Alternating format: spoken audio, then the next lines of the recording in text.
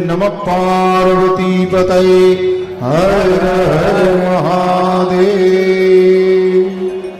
बम बम बम विश्वनाथ।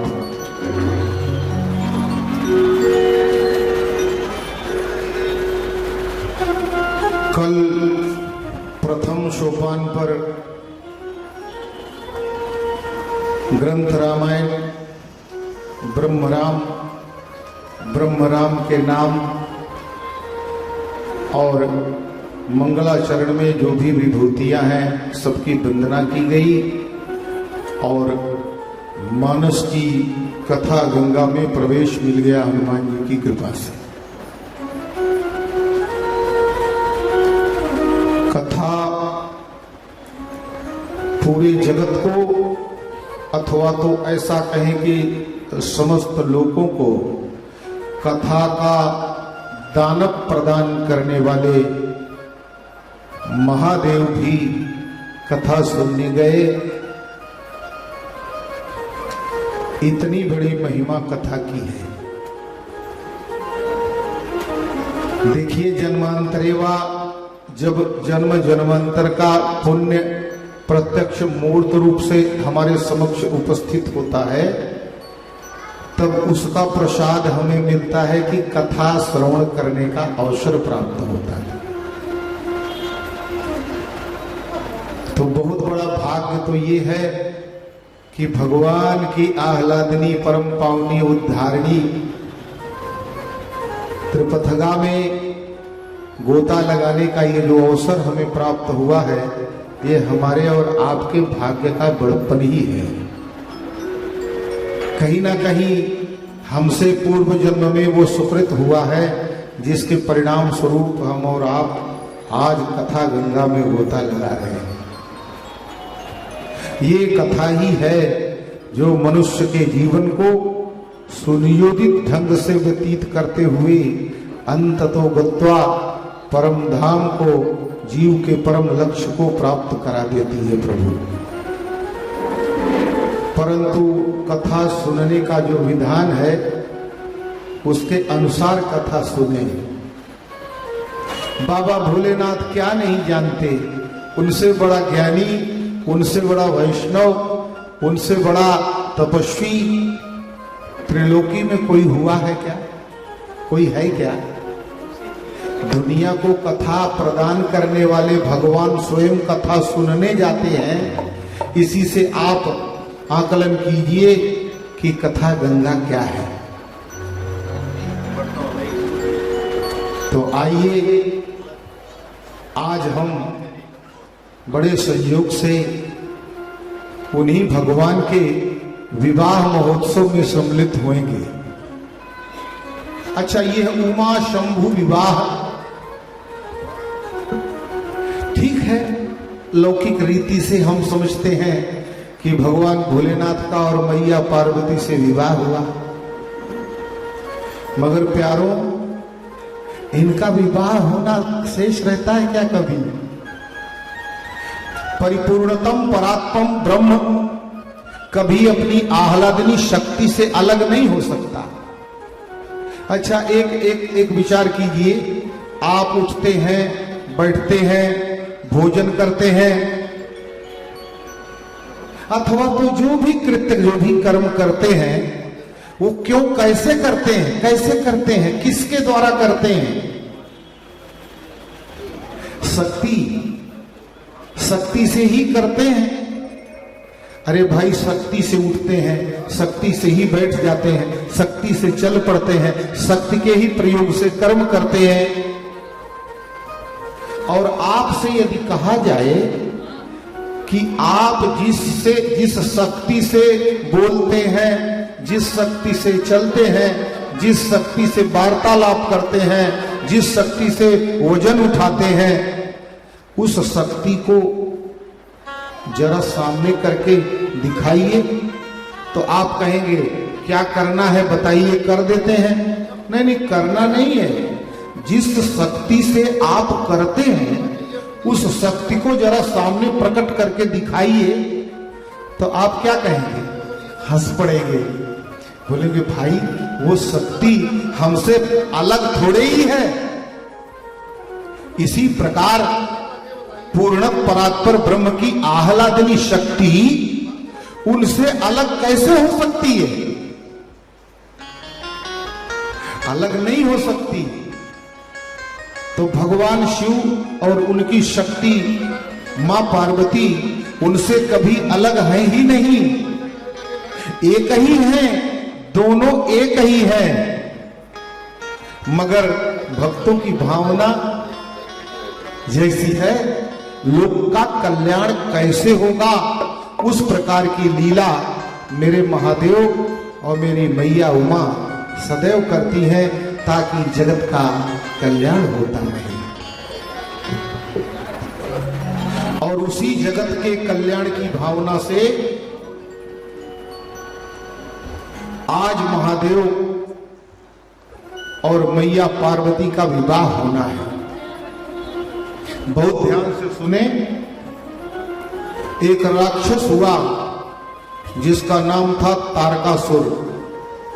महादेव बड़े भोले हैं, इनकी तपस्या करके उसने अजेयता का वरदान प्राप्त कर लिया। अब देवता उससे त्रस्त से, धरणी भयभीत और व्याकुल थी। सारे देवता मिलकर कई बार उससे पराजित करने का उपक्रम करते हैं, पर हर युद्ध में सभी देवताओं को तारकासुर परास्त कर देता है। और तब सभी देवता ब्रह्मा जी के पास जाते हैं और ब्रह्मा जी से कहते हैं कि इस राक्षस से हमें कब मुक्ति मिलेगी। और तब ब्रह्मा जी कहते हैं कि भैया देखो, जिसके वरदान से ये बलवान हुआ घूम रहा है,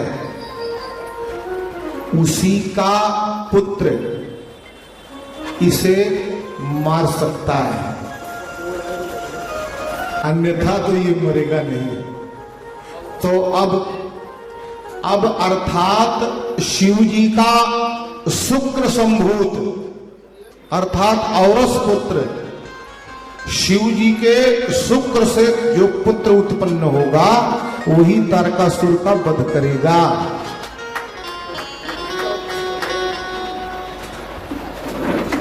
और इसके लिए शिव जी का विवाह होना आवश्यक है, क्योंकि माता सती के वियोग के बाद महादेव पूर्ण वैराग्य धारण करके अपनी तपह तंद्रा में निमग्न है। देवताओं ने एक प्रयास किया कि चलो इनका विवाह तो बाद में होगा, पहले इनकी तपस्या तो भंग करो। ये अपनी योग निद्रा से उठेंगे, तपह तंद्रा को त्यागेंगे, तभी तो इनका विवाह संभव है। सारे देवता इंद्र से विचार विमर्श करते हैं। तब इंद्र एक युक्ति लगाते हैं और कहते हैं कि मेरा मित्र है कामदेव, और कामदेव को प्रार्थना करके उत्प्रेरित करके महादेव की समाधि भंग करने के लिए भेजते हैं। और तब काम के प्रभाव से महादेव जब जगेंगे तो विवाह की इच्छा उनके मन में स्वयं ही उत्पन्न होगी, और हम लोग तो उस तैयारी में हैं ही। माता उमा ने भी तपस्या में अपने प्राणपण से लग गई हैं। बस चर्चा चलेगी और मां पार्वती से उनका विवाह हो जाएगा। इसी कामना से सुरेंद्र ने अपने मित्र कामदेव को बुलाया और कामदेव से कहा कि आप हमारे मित्र हैं और हमारे देवताओं के ऊपर आए हुए संकट को टालने में आपकी बड़ी अहम भूमिका बन सकती है। सो काम ने कहा, कैसे मैं देवताओं के कल्याण के लिए उपयोगी हो सकता हूं? तब इंद्र ने कहा, महादेव समाधिस्थ हैं, महादेव की समाधि यदि भंग कर सको तो करो, काम की ओर प्रेरित हो जाएंगे तो विवाह सहज और स्पष्ट रूप से विवाह के लिए सम्मति प्रदान कर देंगे। कामदेव ने कहा कि शंभु का विरोध करना निश्चित महाकाल के क्रोध को अंगीकार करना है, मगर आप लोगों के कल्याण के लिए मैं महादेव की समाधि भंग करने का प्रयत्न करूंगा। और अब कामदेव अपने मित्र बसंत को अपने साथ लेकर महादेव की तपस्थली पर पहुंचकर और सुंदर प्रफुल्लित एक होनहार सौरभ आम के वृक्ष पर बैठकर उसने बसंत को ऐसी प्रेरणा दी कि सुंदर बसंत प्रसारित हो गया। शीतल मंद और सुगंधित समीर चलने लगी। महादेव की तपस्या चल ही रही थी। अप्सराओं ने वहां नृत्य और गान प्रस्तुत कर दिया। कामदेव अपनी सारी कला करके थक गया, पर कामदेव के काम कला का प्रभाव महादेव के ऊपर लेश मात्र भी नहीं पड़ा। ध्यानावधूता खल कर्म बंधस चिदानंद निमग्न चेता परम शांत प्रकाश तेजो रूप महादेव काम की नाना प्रकार की कोशिशों को प्रयत्नों को विफल कर दिया। महादेव अपनी अचल और अटल तथा अमलांगित समाधि में समाधिष्ठ ही रहे। काम तो त्राही त्राही कर गया। उसने कहा कि मुझसे जो हो सकता था मैंने सब कर दिया, पर धन्य है महादेव, महादेव के ऊपर काम का कोई प्रभाव नहीं।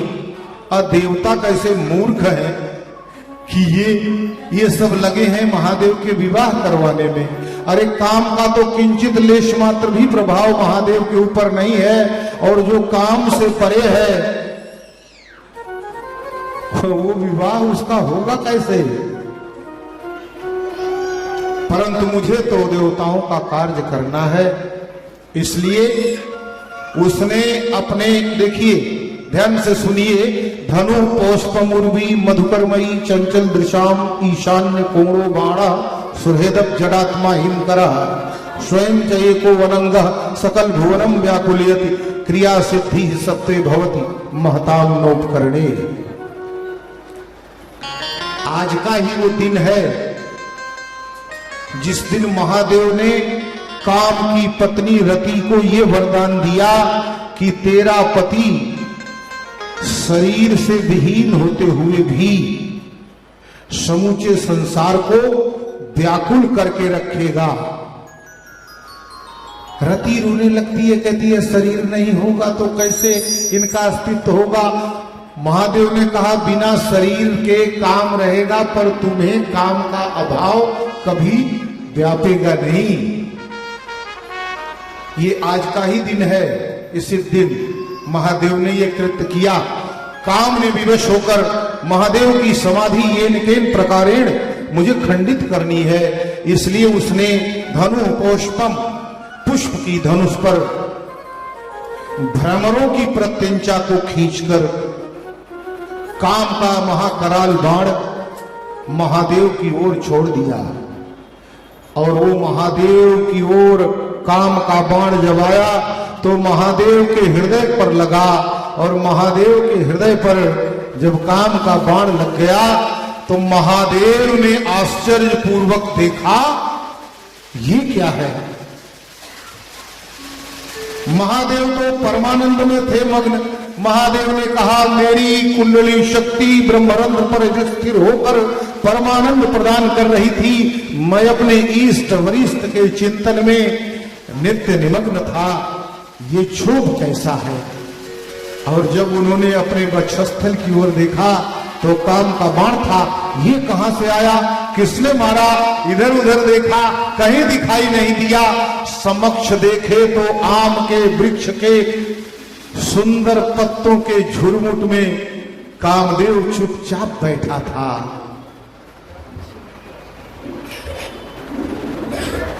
महादेव ने कहा काम,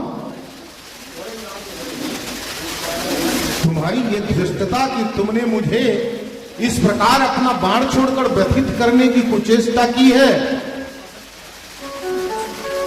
सौरभ पल्लव काम बिलोगा, सौरभ पल्लव काम बिलोगा, मदन बिलोगा, मार बिलोगा, दीन क्रोध कम के उतैलोगा, सौरभ पल्लव काम बिलोगा, मदन बिलोगा, दीन क्रोध कम के उतैलोगा।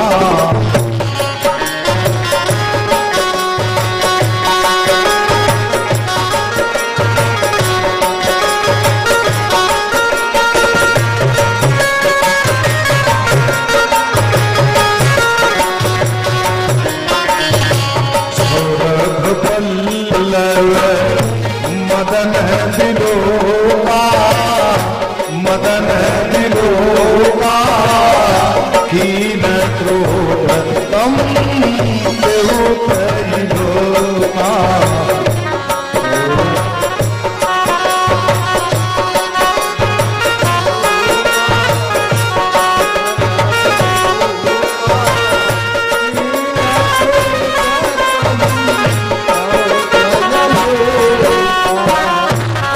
शिवती सर नयन बुखारा, नयन बुखारा, शिवती सर नयन उभारा, नयन उभारा, चितवत काम भयउ जरि छारा, तब शिवती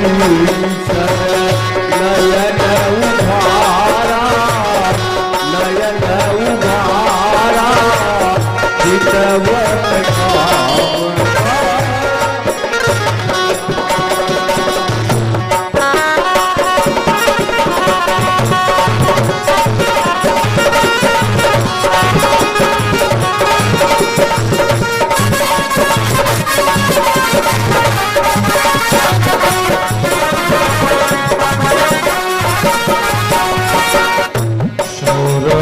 पल्लव मदन बिलोगा, मदन बिलोगा, कीन क्रोध कम के उतैलोगा।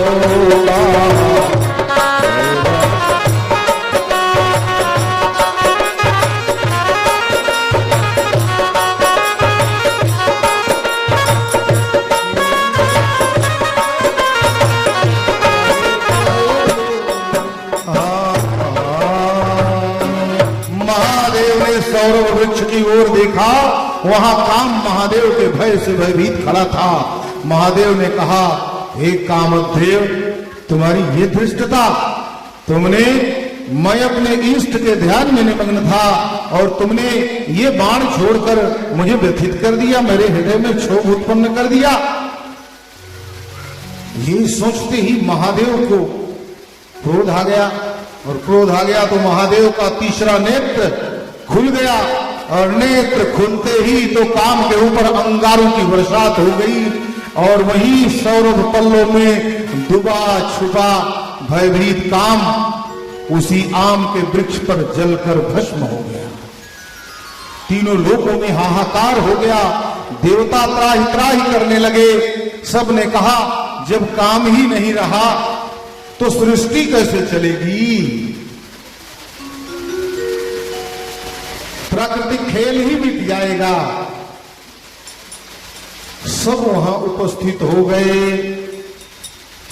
देवी देवता, यक्ष, राक्षस, किन्नर, नाग, गंधर्व, सारी प्रकृति वहां उपस्थित हो गई, और महादेव के समक्ष सभी त्राहि त्राहि करने लगे।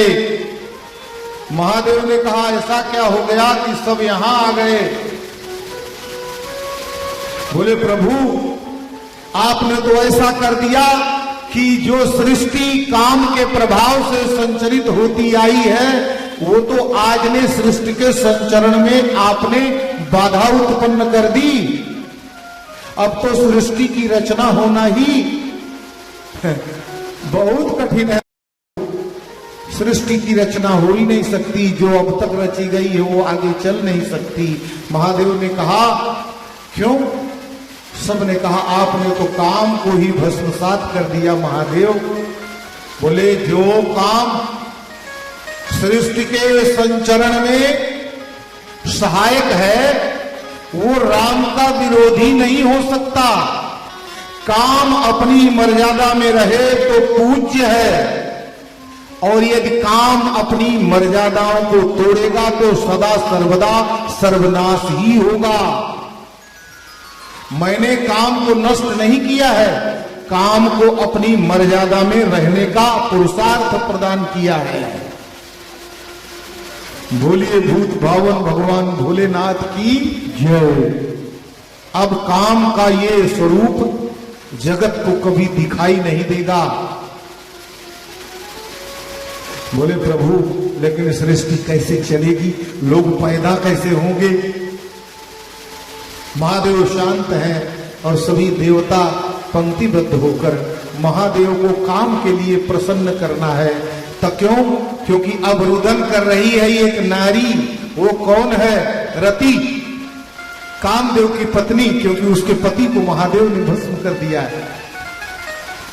तो जोगी कंटक भय पति गति सुनत रति मूर्छित भई। कंटक हुए पति गति सुनत रति मूर्छित भई। रोदति बदति बहुभाति करुणा करति सोषि वो कहाँ गई।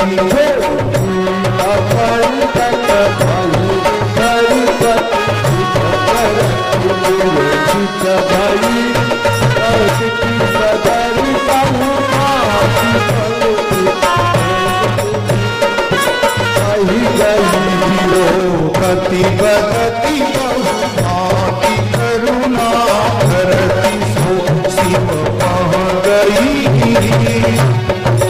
इस प्रकार कामदेव की पत्नी भी रोती, चिल्लाती, बिलखती, गिरती पड़ती महादेव के चरणों में जाकर लोटपोट हो गई। उसने कहा महादेव ये क्या किया है आपने? महादेव शांत खड़े हैं, देवताओं की ओर चीत्कार करके रति कहती है आप लोगों के उपक्रम में आप लोगों ने अपने षड्यंत्र मेरे पति की आहुति दे दी, और ये पति की आहुति आपने दे दी तो मैं क्या करूं? ब्रह्मा जी ने समझाया शांति से यहीं पड़ी रहो, महादेव का यजन करो, स्तवन करो। संभवतः महादेव ही तुम्हारे पति को तुम्हें प्रदान कर सकते हैं। सब देवता भगवान भोलेनाथ की स्तुति करते हैं, और आइए हम और आप भी महादेव की स्तुति करेंगे। आशुतोष शशांक शेखर चंद्र मौलि चिदंबरा।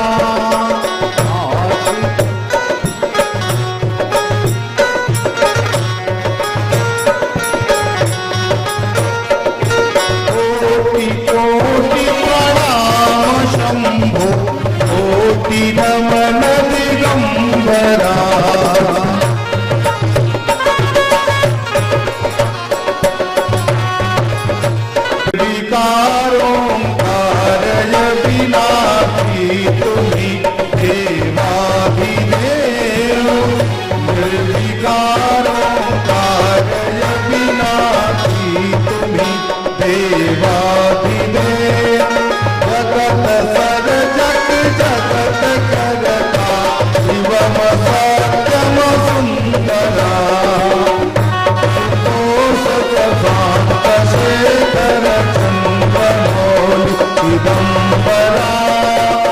कोटि कोटि प्रणाम शंभो, कोटि नमन दिगंबरा।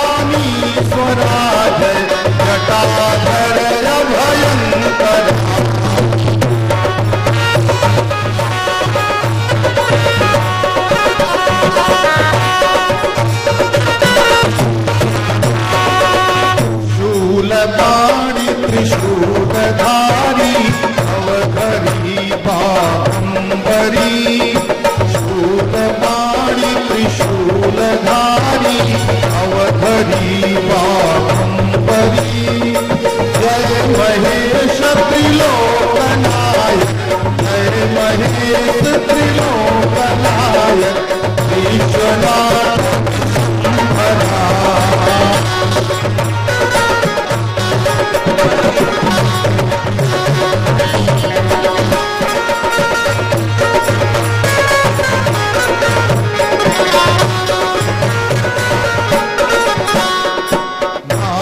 नागेश्वर हरो हर पाप शाप विशापतम नाथ नागेश्वर हरो हर पाप शाप विशापतम महादेव महान भोले सदा शिव शिव शंकरा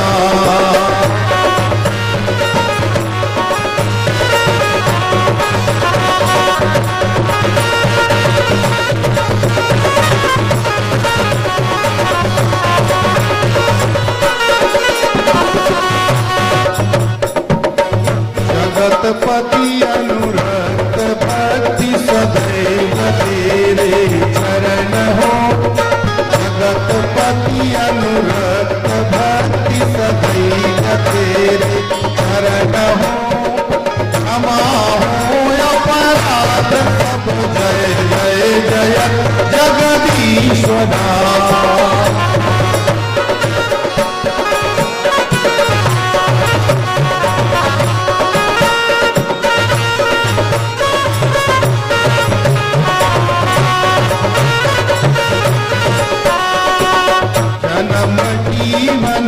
जन्म जीवन जगत का संताप ताप मिटे सभी क्या बात है जन्म जीवन जगत का संताप ताप मिटे सभी ओम नमः शिवाय मन जपता रहे ओम नमः शिवाय मन जपता रहे पंचाक्षरा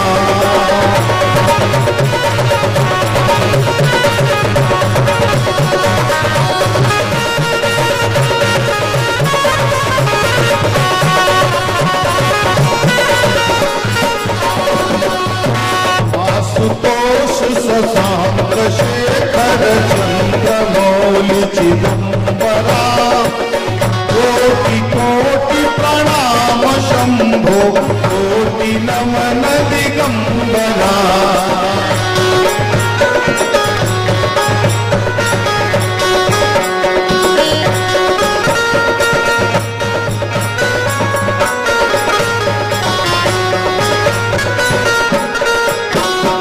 जय जय महारुद्र महारौद्र भद्रावतार दुखदावतारण महाभैरो काल भैरो कल्पांत भैरो कपाल मालाधर खट्वांग खंग चर्म पाशांकुश डमरू शूल चाप भगण बाण गदा शक्ति भुषुंडी प्रयायुधा परम शांत प्रकाश तेजो रूपाय जय जय महारुद्र महारौद्र भद्रावतार त्राहि माम 33 कोटि देवता कामदेव की पत्नी रति यक्ष राक्षस किन्नर नाग गंधर्व समूची प्रकृति महादेव के समक्ष हाहाकार करती हुई जय घोष करती हुई त्राहि त्राहि करती हुई महादेव के चरण में सब के सब समर्पित हो गए। रक्षा करो महादेव, रक्षा करो महादेव।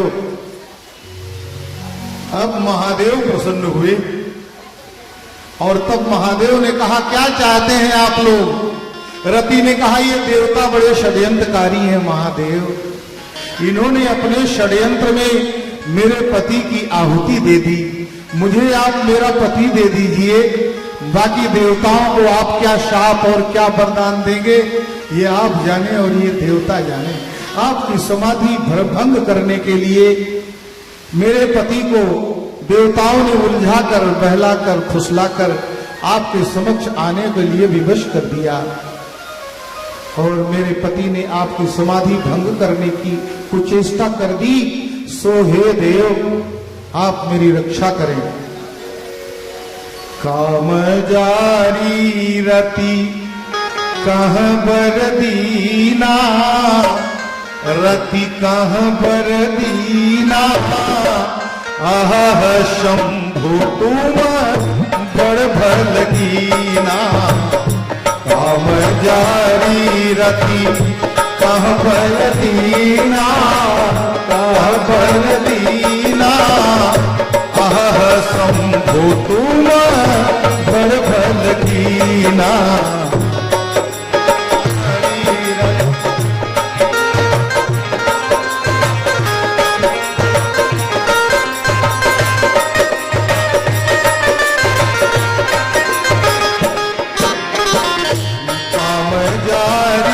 रति कह बर दीना, कह बर दीना, आह शंभु तुम बड़ भल कीना।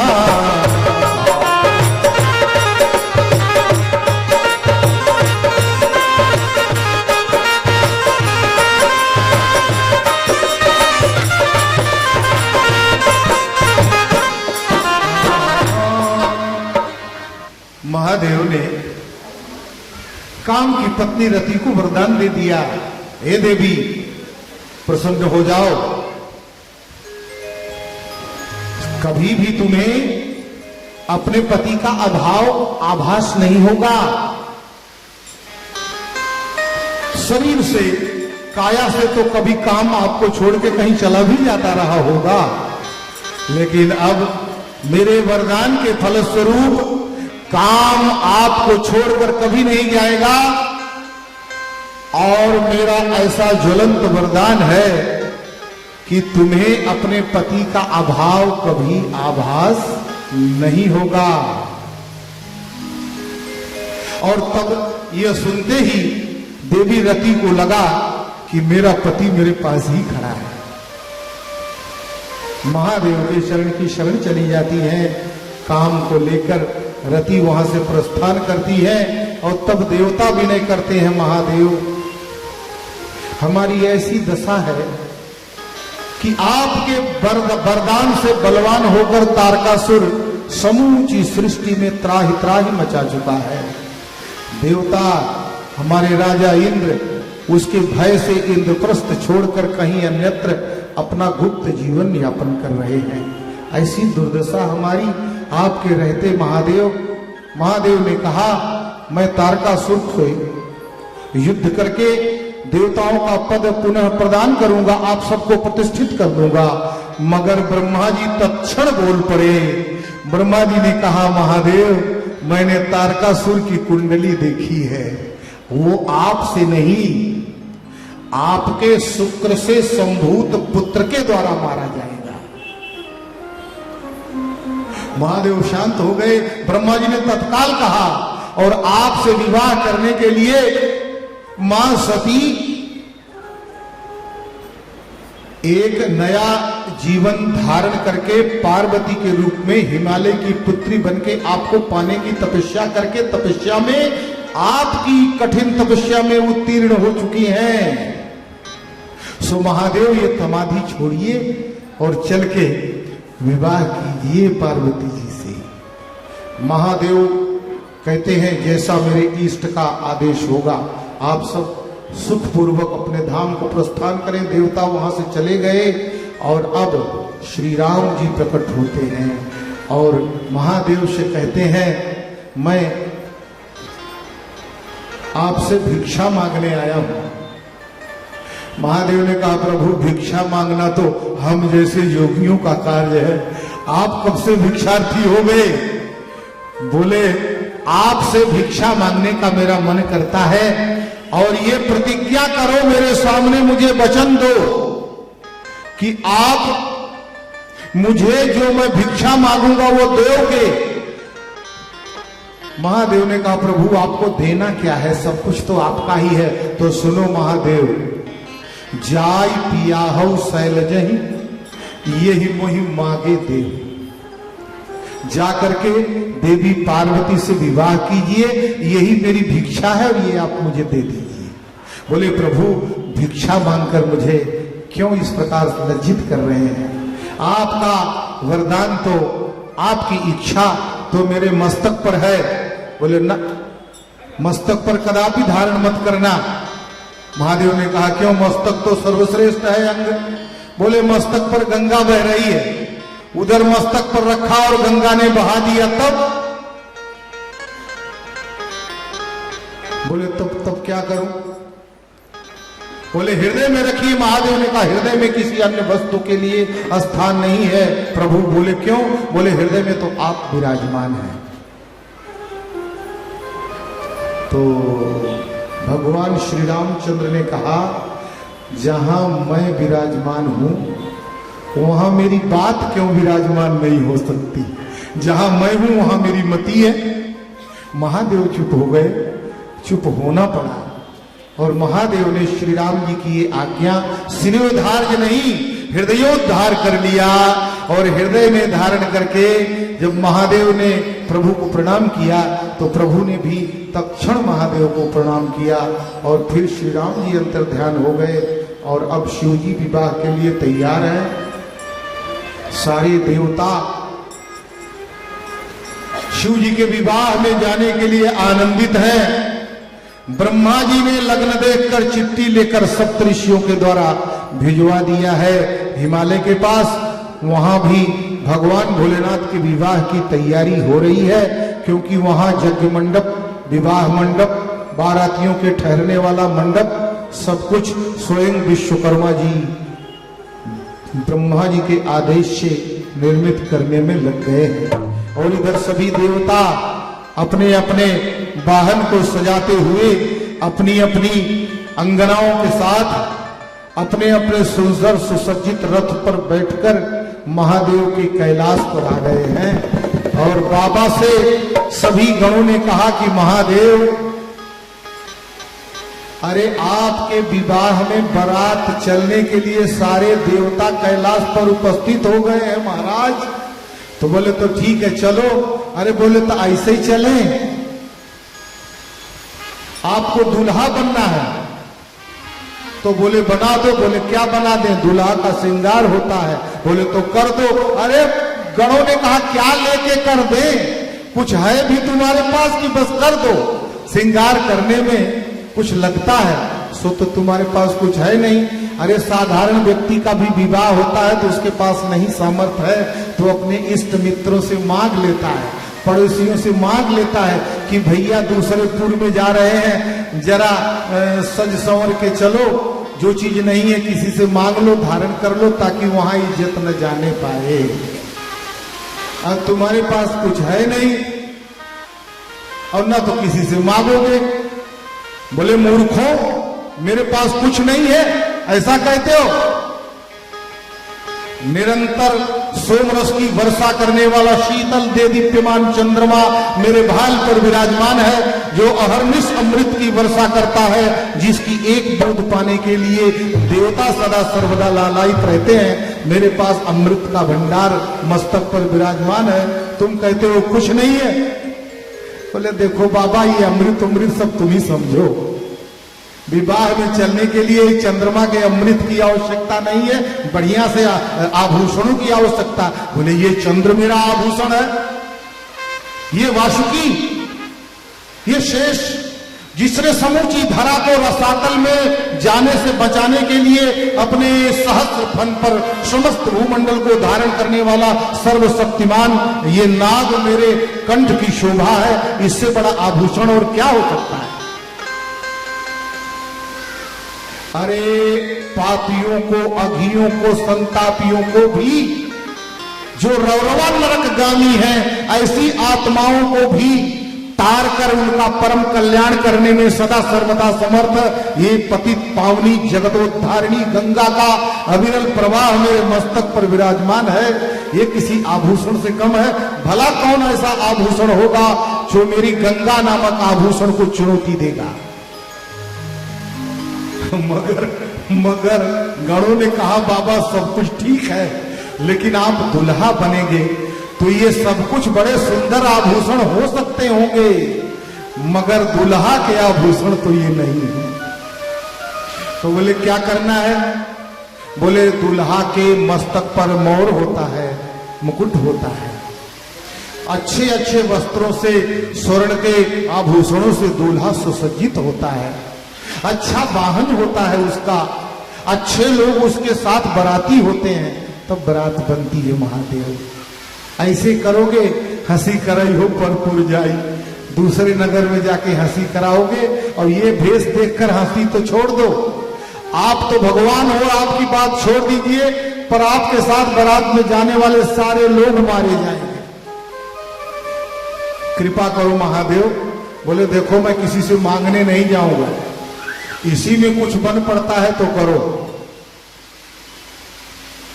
अब गणों ने कहा भैया अब कुछ इनके पास कुछ है नहीं, जो है उसी में थोड़ा जो टेढ़ा मेढ़ा है उसी को संवार दो। गण लग गए बाबा का श्रृंगार करने में। उधर देवता दरवाजे पे खड़े हैं, महाराज चलो विलंब हो रहा है, लगन की तिथि की लगन निकल जाएगी, जल्दी करो। इधर गण बाबा के श्रृंगार कर रहे हैं। शिव ही शंभु गण, शिव ही शंभु गण, करही सिंगारा। शिवा ही शंभु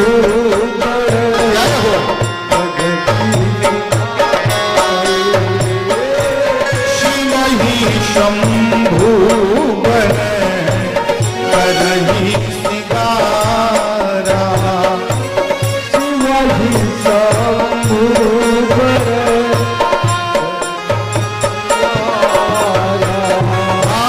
जटा मुकुट यही मोरू सवारा।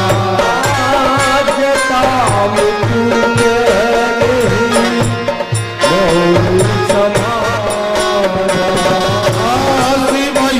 शंभु गण, करही सिंगारा। शंभु गण, करही सिंगारा।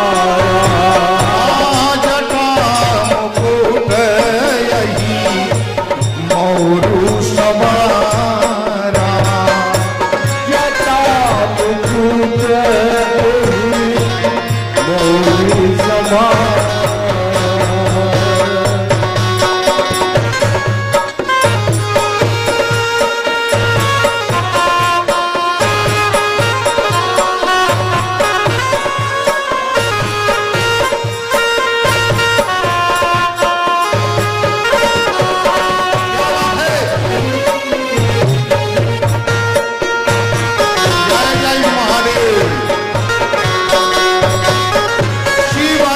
शंभु गण, करही सिंगारा।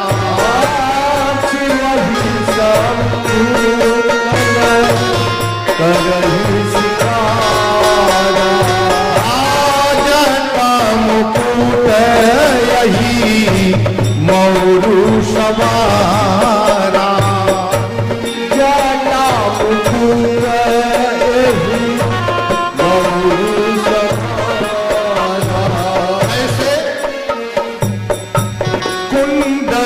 कंकन पहिरे प्याला। कुंडल कंकन पहिरे प्याला। तन विभूति पट के है छाला। तन विभूति पट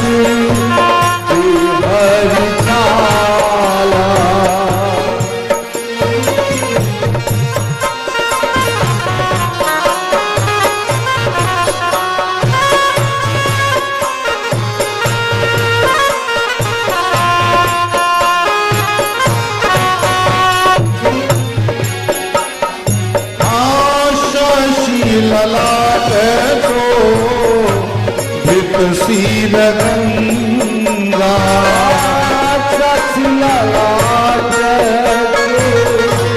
दरशील गंगा नयन तीनी दीत भुजंगा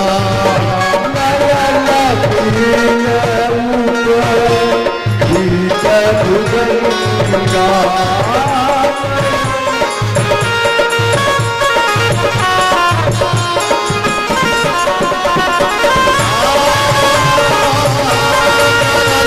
कंठ करल कंठ नरशील माला करल कंठ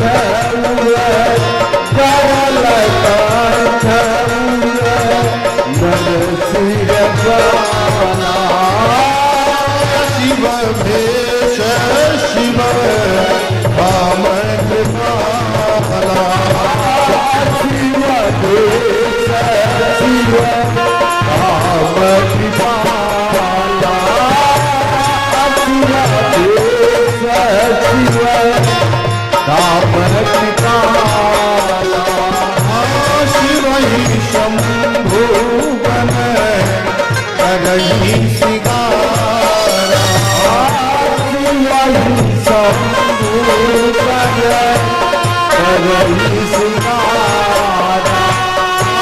जटा मुकुट यही मौरु सवारा जटा मुकुट यही मौरु सवारा।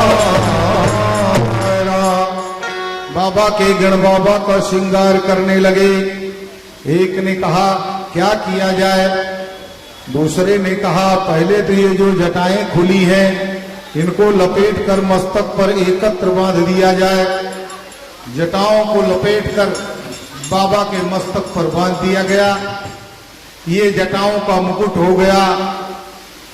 अब उसके बाद जटाओं के ऊपर मौर भी होना चाहिए, तो बड़े वाले सांप को एकदम ऊपर बांध दिया। वो जटाओं के ऊपर ऐसा फन काढ़े खड़ा था। गणों ने कहा बस ऐसे ही खड़े रहना तो ये मौर का काम हो जाएगा। और छोटे छोटे कराई चमकीले सर्पों को बाबा के कानों में कुंडल पहना दिया गया। बड़े बड़े कंठ में माला लटका दी गई। तन में बाबा ने अपने भस्म अंगीकार किया है।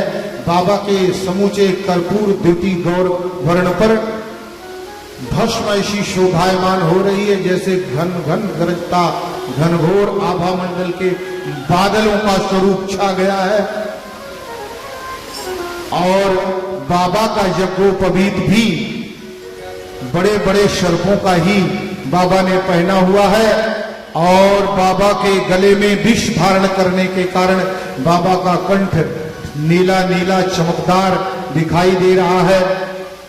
मस्तक पर चंद्रमा विराजमान है और भाल से गंगा जी की धारा प्रवाहित हो रही है। कर में विशाल त्रिशूल और डमरू का वाद्य कर रहे हैं। इस प्रकार का बाबा डमरू बजा रहे हैं। देखो हर हर महादेव।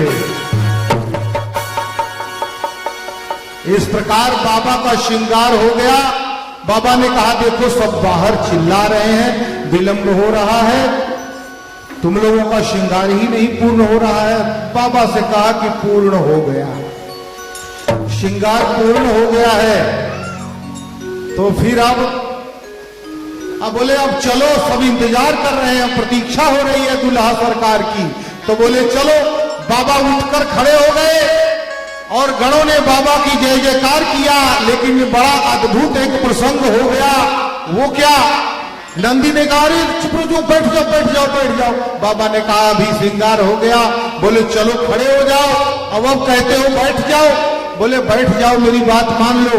बाबा बैठ गए। बोले अभी खड़ा किया था मुझे, तो अभी क्यों बैठा दिया? अरे नंदी ने कहा श्रृंगार तो ऊपर का हुआ है, नीचे तो सब खुल्लम खुल्ला है। उधर तो किसी का ध्यान ही नहीं गया।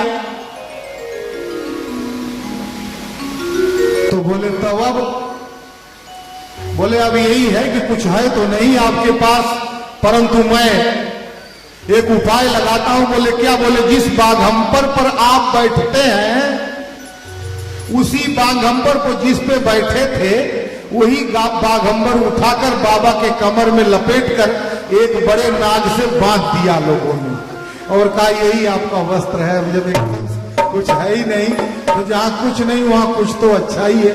इस प्रकार बाघंबर बाबा को पहना दिए, शरीर पर भस्म लगा हुआ है और हस्ती का चर्म बाबा के तन की शोभा बढ़ा रहा है। इस प्रकार बाबा अब चलने के लिए तैयार है। कर त्रिशूल अरु डमरू बिराजा, कर त्रिशूल अरु डमरू बिराजा, कर त्रिशूल अरु डमरू बिराजा, चले बसह चढ़ी बाजरी बाजा, चले बसही चढ़ी बाजरी बाजा, चले बसही चढ़ी बाजरी बाजा।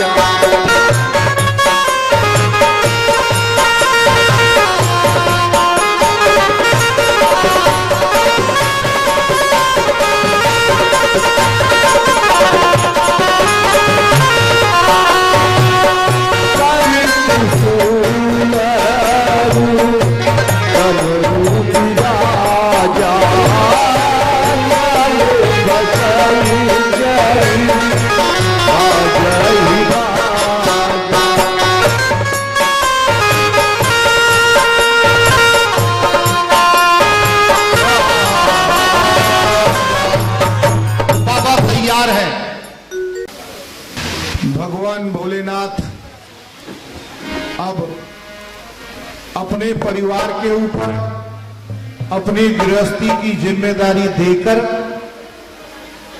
और भगवान भोलेनाथ वट वृक्ष के नीचे बाघंबर बिछाकर आज बड़ी प्रसन्न मुद्रा में बैठे हैं।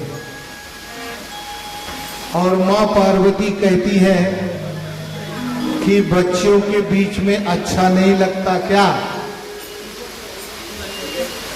देवियां अपने बच्चों में बड़ी प्रसन्न रहती हैं,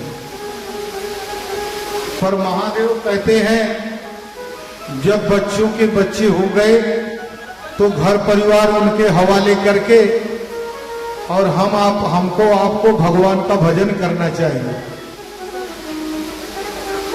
और भगवान के भजन करने के लिए ही मैं यहां बैठा हूं। उस कैलाश रूपी तपोभूमि पर महादेव बैठे हैं और महादेव के निकट महादेवी भवानी उमा जाती है और प्रणाम करके कहती हैं पति परमेश्वराय नमो नमः। तो जब भजन कर रहे हो तो अकेले क्यों करोगे, हम भी करेंगे। तो बोले कैसे करोगी? तो माता जी कहती हैं कि मुझे श्री राम जी की कथा सुना दीजिए। बाबा ने कहा बहुत अटपटी जिज्ञासा है आपकी, क्योंकि पूर्व जन्म में आपको कथा सुनवाने के लिए मैं लेके तो गया था, लेकिन आपने कथा नहीं सुनी, इसके कारण व्यथा हो गई। व्यथा से संताप उपस्थित हो गया, संताप से ऐसी ज्वाला निकली कि उसमें आप स्वयं जलकर भस्म हो गई। अब किसी प्रकार दूसरा जन्म धारण किया है आपने, और दूसरे जन्म में फिर से आप मेरी प्राण प्रिया सर्वेश्वरी हृदयेश्वरी बनकर विराजमान हैं।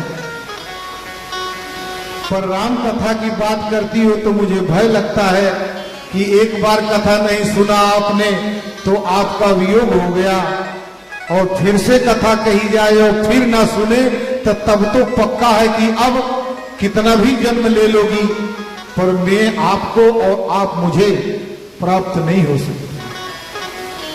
माता जी ने कहा पिछले जन्म जैसी कोई बात नहीं है, तब आग्रह था, तब चेष्टा थी, अब आग्रह है। और आप मुझे प्रभु की कथा सुनाकर मेरा जन्म और जीवन धन्य कर दीजिए, क्योंकि पिछले जन्म में जो भी उत्पत्ति हुई है संताप की, पाप की, उससे मैं हाथ धोकर स्वच्छ होना चाहती हूं महादेव। महादेव हंसते हैं और कहते हैं जगत का कल्याण करने वाली या श्री स्वयं सुकृत नाम भुवनेश्वर लक्ष्मी पापात्मनाम कृतध्वजांग हृदय बुद्धि श्रद्धा सताम कुलजन प्रभवस्य लज्जाम ताम त्वाम नताहयस्म परिपालय देवी विश्व।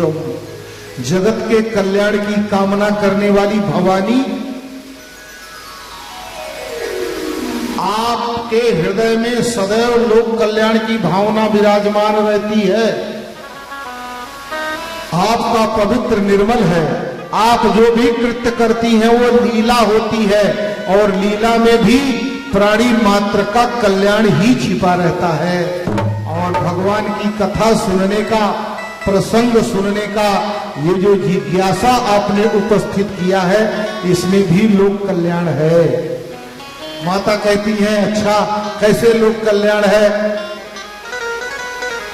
तो बाबा कहते हैं हमारा और तुम्हारा विवाह श्रद्धा और विश्वास का मिलन है, और श्रद्धा और विश्वास का मिलन यही प्रमाण देता है। यदि गुरु के वचनों पर पूर्ण विश्वास है और गुरु के बताए गए तथ्यों में श्रद्धा है, तो निश्चित रूप से आपका परमेश्वर आपको प्राप्त होगा होगा होगा ही। ये गुरु की वाणी का विश्वास ही था। मातंग ऋषि में आकंठ श्रद्धा ही थी कि मां शबरी ने प्रतीक्षा की। मातंग ऋषि ने कहा बेटी मेरा तो सत्यलोक गमन का समय आ गया है, पर तुम यहां से कहीं जाना मत, इसी आश्रम में रहना। एक दिन भगवान तुम्हें स्वयं यहां आकर दर्शन देंगे। बस इसी गुरु की बात में श्रद्धा और विश्वास करके माता शबरी ने प्रतीक्षा की। हमको आपको भी गुरुदेव भगवान को भगवान से परे नहीं समझना चाहिए। गुरुदेव भगवान में भगवान का दर्शन करते हुए उनके मुख से निकली हुई वाणी पर पूर्ण विश्वास करके अपने आप को उसी वाणी पर श्रद्धा और विश्वास करके छोड़ देना चाहिए। बस मात्र इतने से ही परम कल्याण है। आपका परमेश्वर आपको अवश्य मिलेगा।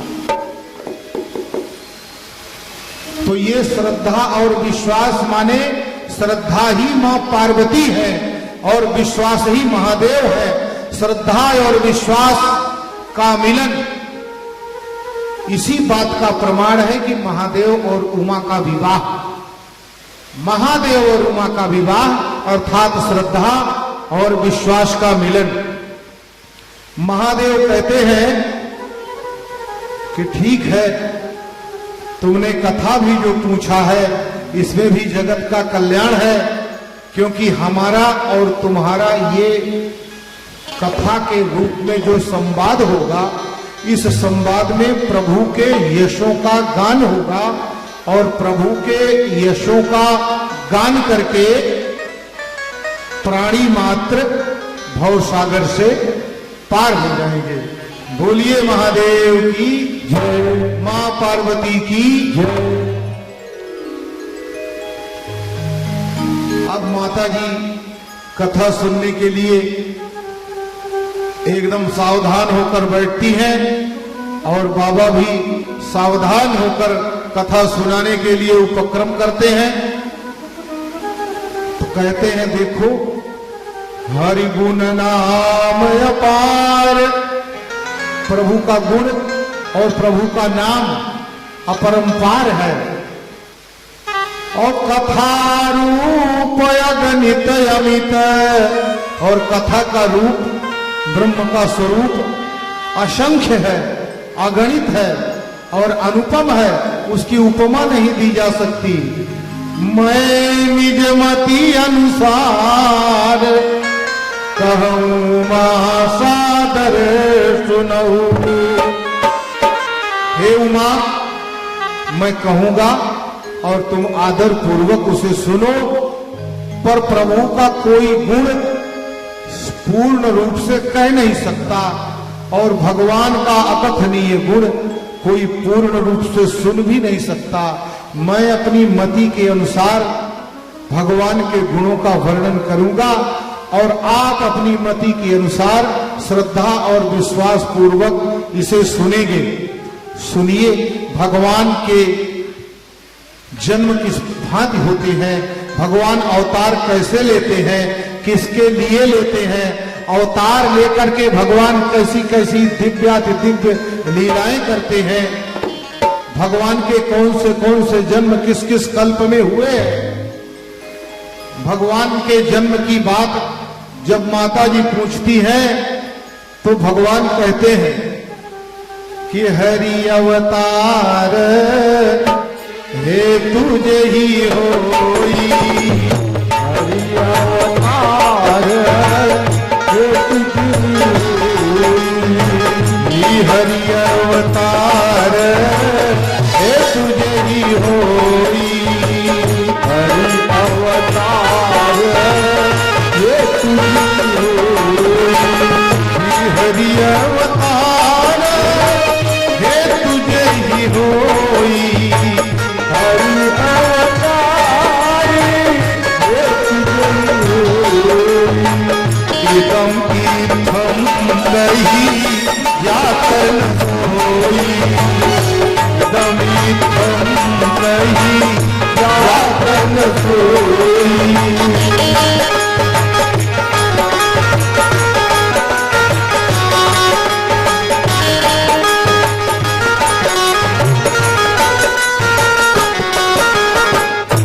भगवान कहते हैं कि भगवान का अवतार किन किन कारणों से होता है, ये तो असंख्य कारण हैं, परंतु इसी कारण से भगवान का अवतार हुआ है, ऐसा कोई भी कहने में समर्थ नहीं है।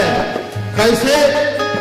राम अतर्क बुद्धिमान वाणी, राम अतर्क बुद्धिमान वाणी,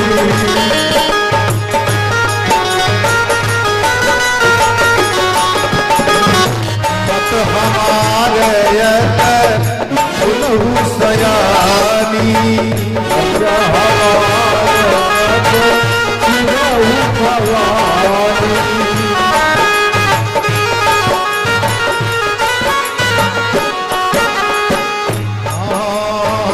तदपि संत मुनि वेद पुराना, जगति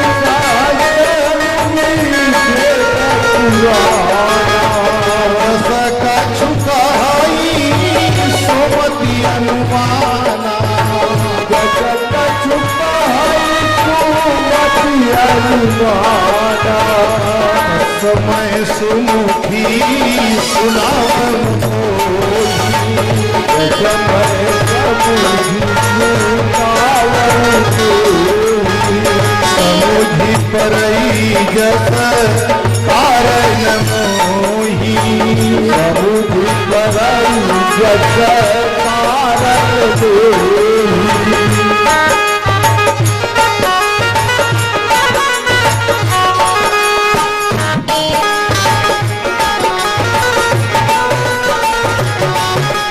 समुझी परई अस कारण मोही। पर मुझे ऐसा लगता है, देखो एकदम निर्णय पूर्वक तो नहीं कहा जाता कि किस लिए भगवान का अवतार होता है, परंतु मुझे ऐसा लगता है कि भगवान का अवतार विभिन्न परिस्थितियों में होता है, मगर एक स्थिति जो मैं निर्णय कर पा रहा हूं वो मैं तुमसे कहता हूं। माता कहती है कहिए, तो बाबा बताते हैं कि जब जब होई धर्म की हानि, जब जब होई, जब जब होई धर्म की हानि, पाढ़ही असुर अधम अभिमानी, पाढ़ही असुर अधम अभिमानी, करही अनीति जाई नहीं बरनी, करही अनीति जाई नहीं बरनी, दही बीख धेनु सुर धरनी, जय देव सुधरनी, तब तब धरी प्रभु मनुज शरीरा, रही कृपा निधि सज्जन पीरा।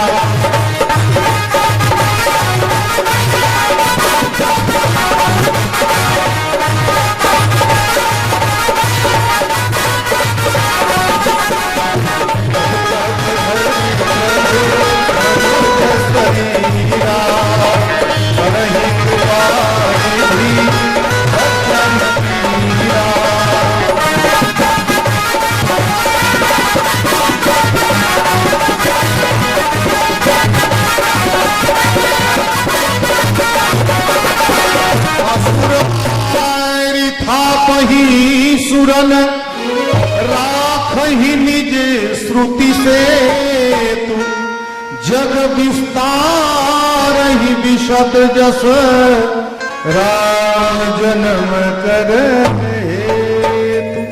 हे पार्वती, मुझे ऐसा लगता है कि जब जब धर्म की हानि होती है, जब जब असुर और अधम प्रवृत्ति के लोग धरा पर असंख्य हो जाते हैं और विभिन्न प्रकार की अनीति, जघन्य अपराध और पाप करते हैं और उनके पाप से कष्ट पाते हैं ब्राह्मण, कष्ट पाती है धेनु, कष्ट पाते हैं देवता और कष्ट पाती है ये धरती। अब इसका अर्थ समझिए आप, दुष्टों के आचरण से, राक्षसों के अत्याचार से, धर्म की अनीति से, धर्म का गलत दंभाचरण करने से धर्म को हानि होती है, ग्लानि होती है। और जब धर्म को ग्लानि होती है तो विप्रों को कष्ट होता है, धरणी को कष्ट होता है, ब्राह्मणों को कष्ट होता है, देवताओं को कष्ट होता है। अब ये धर्म की हानि क्या है? धर्म तो होते हुए दिखाई देते हैं हमें, आपको किसी भी तीर्थ क्षेत्र में चले जाइए, वहां जाकर ऐसा लगता है कि पूरी दुनिया धार्मिक हो गई है, सब भगवान के दर्शन के लिए आए रहे। वहां भी घूस देकर, रिश्वत देकर भगवान के दर्शन करने की होड़ मची है। फिर भी मेरा बाबा कहता है कि यही धर्म की हानि है। गोस्वामी जी कहते हैं कि धर्म की हानि यही है कि जब धर्म में भी घूस और रिश्वत की बात चलने लगे तो और किस प्रकार धर्म की हानि होगी।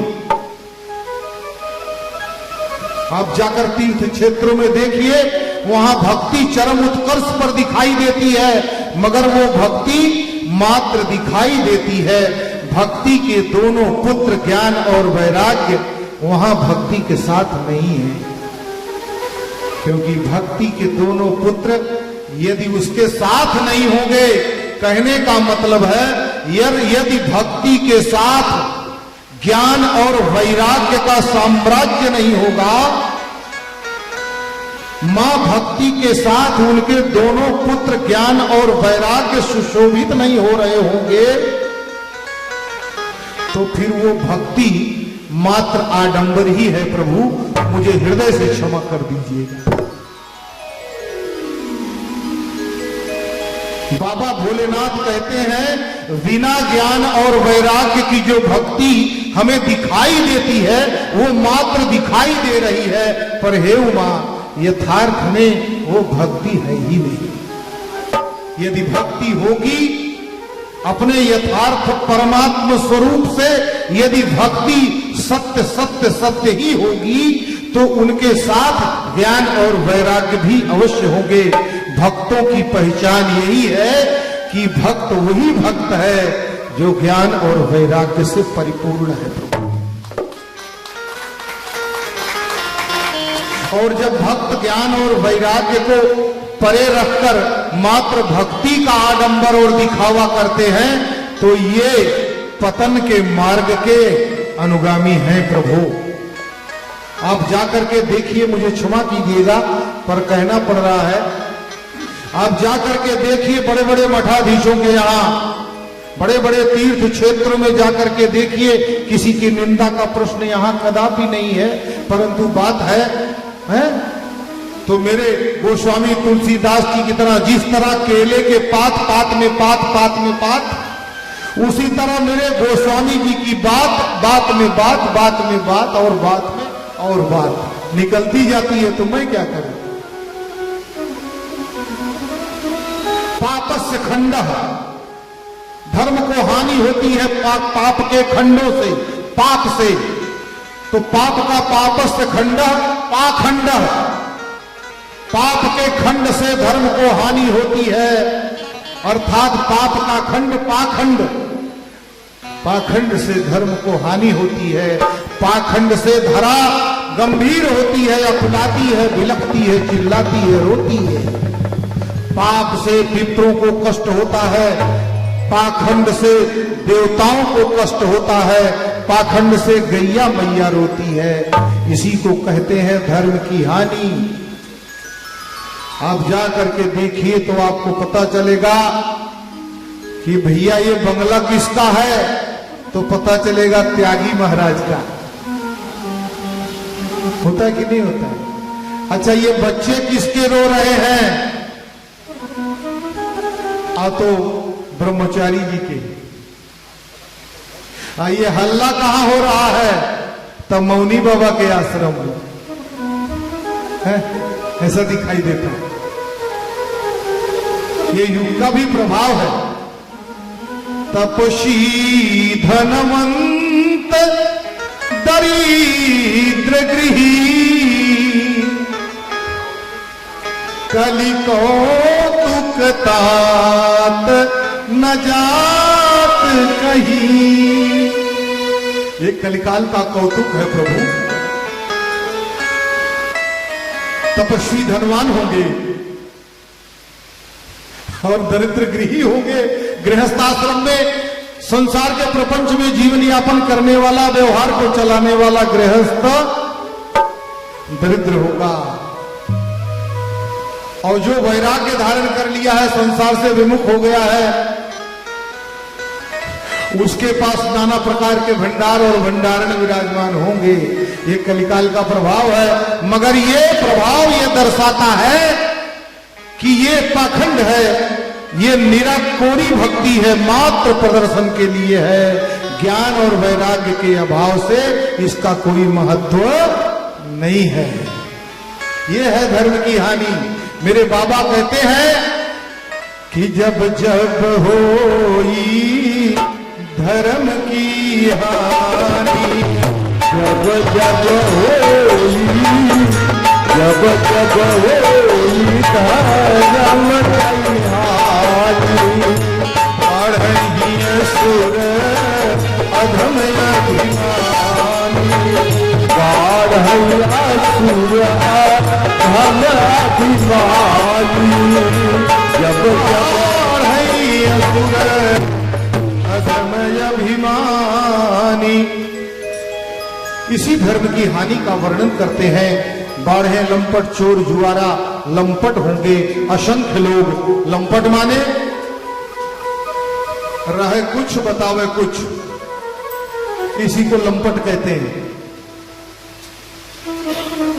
जुआरी बढ़ेंगे, चोरी का कृत्य बढ़ेगा, चोर बढ़ेंगे। बल्कि मैं तो ये कहता हूं प्रत्येक चोर होगा, किसी न किसी बात की चोरी कर ही रहा होगा। अब मैं किसी का क्या मतलब, अब अपना अपना हृदय टटोल के देखिए क्या क्या चुराते हैं आप। अरे हम तो ऐसे आदम हैं कि गुरुदेव भगवान से भी कोई बात चुरा लेते हैं। मनुष्य का जीवन है, कलिकाल का जीव है, कुछ ना कुछ चोरी तो उसे करना ही पड़ेगा, कहीं ना कहीं असत्य बोलना ही पड़ेगा, मगर उसकी मर्यादा में रहे। युग का प्रभाव है, इससे बचा नहीं जा सकता, पर उसकी मर्यादा का आवश्यक है, मर्यादा का पालन करना आवश्यक है। युग के हिसाब से छूट भी है। गोस्वामी जी कहते हैं मानस में हमको क्या छूट मिली है कलयुग के जीवों को बताओ, तो सुनिए प्रेम से। कली कह रहे पुनीत प्रताप, कली पुनीत प्रताप, मानस पुण्य कोई नहीं पापा, मानस पुण्य कोई नहीं पापा। कली कह रहे पुनीत प्रताप, कली कह रहे पुनीत प्रताप, मानस पुण्य कोई नहीं पापा, मानस पुण्य कोई नहीं पापा। कली कह रहे पुनीत प्रताप, मानस पुण्य कोई नहीं पापा।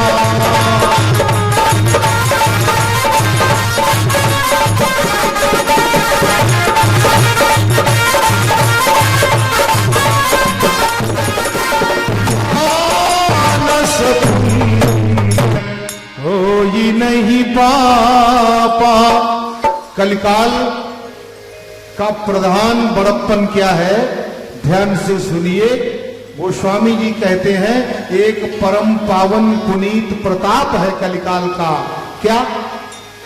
मन से सोचे हुए पाप कर्मों का, अनुचित कर्मों का परिणाम हमें कष्ट के रूप में प्राप्त नहीं होगा।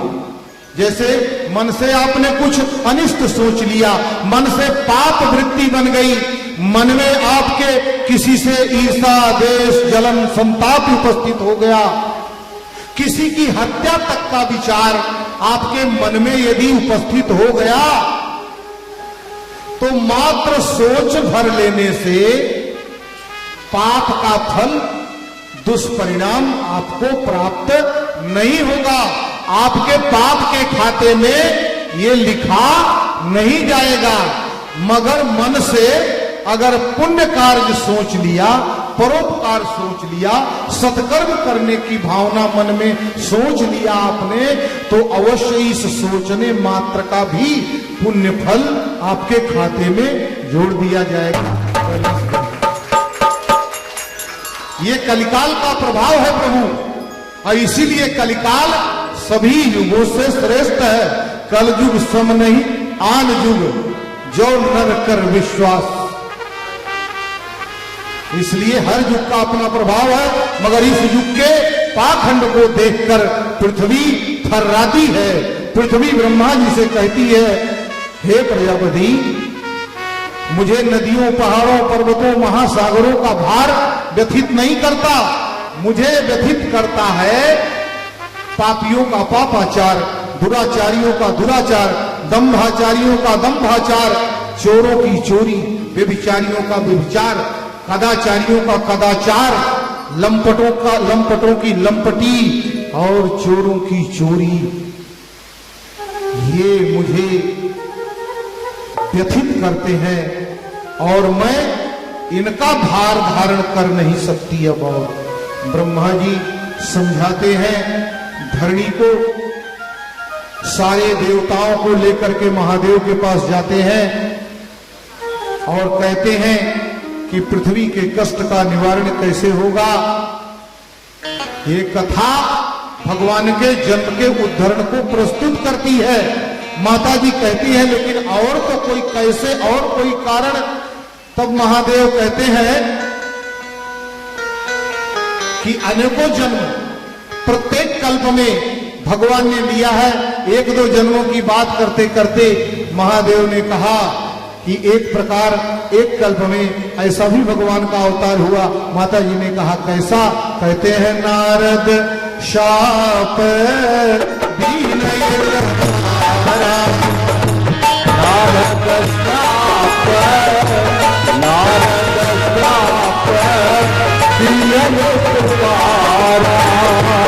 नारद शाप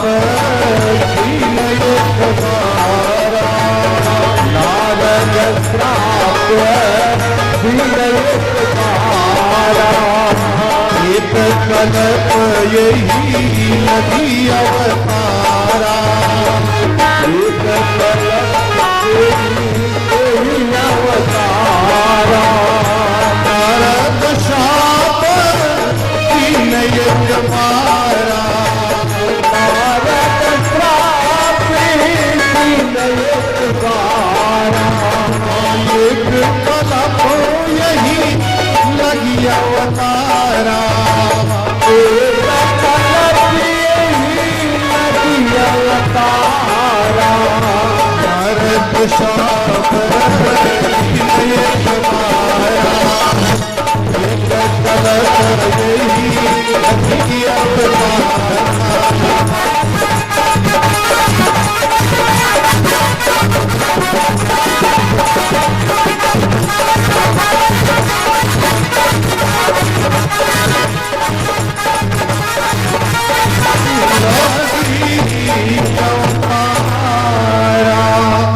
एक कल्प की बात है, नारद जी ने शाप दिया और उस शाप को अंगीकार करके मेरे प्रभु को अवतरित होना पड़ा।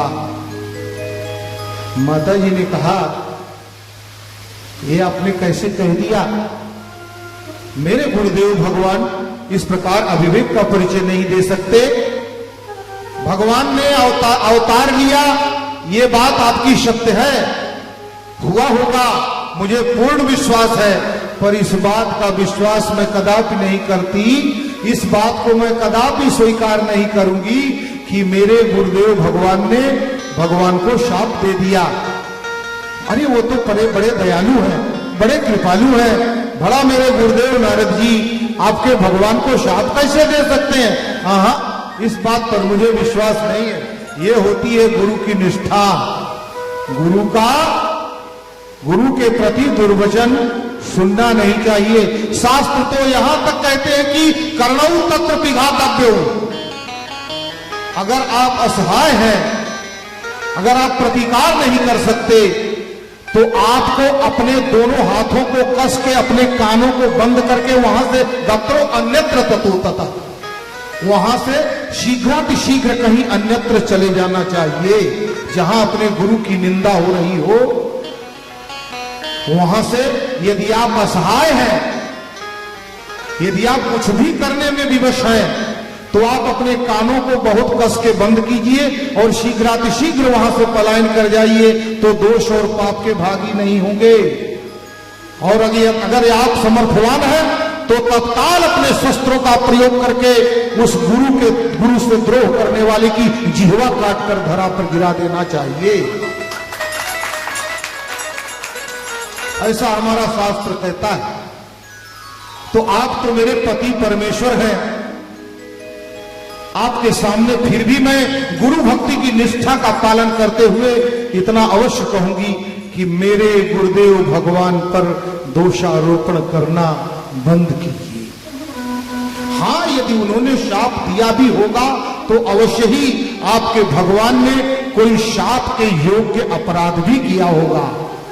ये कहिए महादेव, पहले ये कहिए कि आपके भगवान ने पाप क्या किया। समय हो गया है, बारंबार मुझे इंगित किया जा रहा है, बस यही बात करके विराम की ओर चलेंगे। माता जी ने कहा, कारण कवन शाप मीना,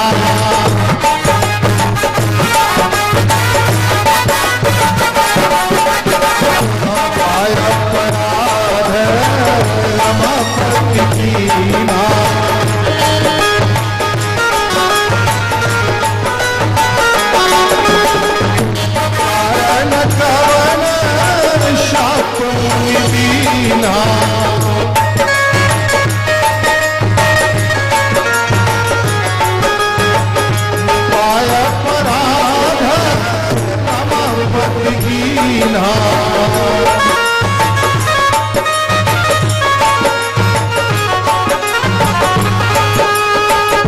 कारण कवन शाप मीना, रमापति कीना।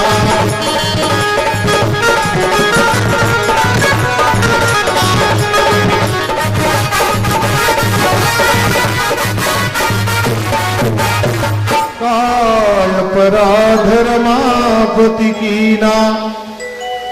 माता जी ने कहा, भगवान, आपके भगवान ने अपराध क्या किया कि मेरे गुरु जी ने शाप दे दिया? अकारण तो शाप नहीं दे सकते हैं। अब महादेव कहते हैं, वाह धन्य हो तुम, और धन्य है तुम्हारी गुरु भक्ति, जो पति परमेश्वर के समक्ष भी उठकर खड़ी होकर प्रतिकार कर रही हो। धन्य हो मां, तुम्हारी गुरु भक्ति को प्रणाम। तो सुनो, अब भगवान नारद जी के सारे मोह का वर्णन करते हैं। तो कैसे नारद जी को मोह हुआ, नारद जी की तपस्या भंग करने कामदेव गया, नारद जी को लगा कि मैंने कामदेव को जीत लिया, वो बात मुझ तक आई, मैंने मना किया, पर ब्रह्मा और होते होते नारायण तक पहुंच गई, और नारायण को ये बात अच्छी नहीं लगी। वही नारायण ने अपनी माया का जाल नारद के ऊपर फेंक दिया और कहा कि काम को जीत लिए हो तो जाओ, अब जीत कर बताओ। तो विवाह करने के लिए पागल हो गए। शील निधि की पुत्री विश्वमोहिनी के विवाह के लिए स्वयं विष्णु जी से आकर कहते, मुझे अपना स्वरूप दे दीजिए। पर भगवान को अपने भक्त को बचाना था, नष्ट नहीं करना था, इसलिए पूरा शरीर तो अपना दिया, पर मुंह बानर का दे दिया। और उसी बानराकार आकृति के कारण नारद जी की रक्षा हो सकी। प्रश्न उठता है कि नहीं उठता है, भगवान अगर नारद का रूप ही बिगाड़ना चाहते थे तो बंदर का ही क्यों दिए? घोड़े का दे देते, खच्चर का दे देते, बैल का दे देते, नहीं हाथी का दे देते, बानर का ही क्यों दे दिया? नारायण ने के ये सत्य संकल्प किया कि नारद की जितनी दुर्गति काम के प्रभाव से हो रही है, अगर प्रबल नैष्ठिक ब्रह्मचारी धर्मावतार हनुमान जी की मुखाकार आकृति नारद को प्रदान नहीं करेंगे तो अवश्य ही नारद का पतन हो जाएगा। इसलिए सर्वश्रेष्ठ ब्रह्मचारी के सर्वश्रेष्ठ ब्रह्मचर्य का व्रत धारण करने वाले नैष्ठिक ब्रह्मचारी हनुमान जी की वानराकार आकृति नारद को देते हैं, तब नारद के सत्व की रक्षा हो पाती है। ये है नारायण का संकल्प। ऐसे ही नहीं वानर का मुंह दे दिया था, हनुमान जी का मुंह देकर हनुमान जी के आश्रय अपने भक्त नारद को छोड़ दिया माया के जंजाल में। मगर धन्य है अंजना नंदवर्धन श्री राम भक्त प्रवर, हनुमान जी ने नारद की विनष्ट होते होते भी अपने हाथ से उठाकर माया से बचाकर पुनः उनके परमात्मा स्वरूप पर प्रतिष्ठित कर दिया। और इस प्रकार नारद मोह की बात बताते हैं। और तब नारद जी ने शाप दिया था, बंदर की आकृति मेरी बनाया है, बंदर ही आपका सहयोग करेंगे। नारी के विरह में मैं बिलख रहा हूं, आप भी नारी के वियोग में रुदन करेंगे। ये सारा शाप देकर नारद जी भगवान का प्रयास करते हैं, क्रोध उत्पन्न होता है नारद जी को, पर भगवान उन शाप को अंगीकार करते हैं और यही भगवान के अवतार का हेतु है। इसी हेतु को पकड़कर इसी दीर्घा में कल भगवान का अवतार होगा, अर्थात परिपूर्णतम परात्पर ब्रह्म श्री राम जी के जन्म की लीला कर यहाँ हम और आप लीला का अवलोकन।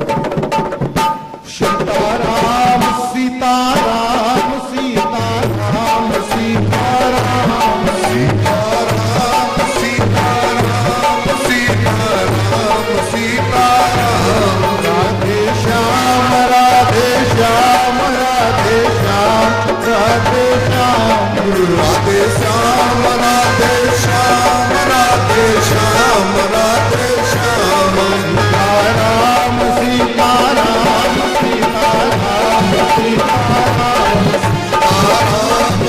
सीताराम सीताराम सीताराम राधे श्याम राधे श्याम राधे श्याम राधे श्याम राधे श्याम राधे श्याम राधे श्याम राधे श्याम। प्रेम से बोलिए भक्तवत्सल भगवान की जय। नमः पार्वती पतये।